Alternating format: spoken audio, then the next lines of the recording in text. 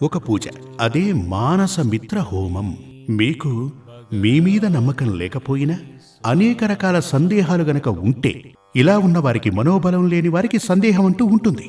తన భార్య మీద ఎప్పుడూ కూడా అతను సందేహపడుతూ ఉంటాడు. తన భర్త మీద ఈవిడికి సందేహం ఉంటుంది.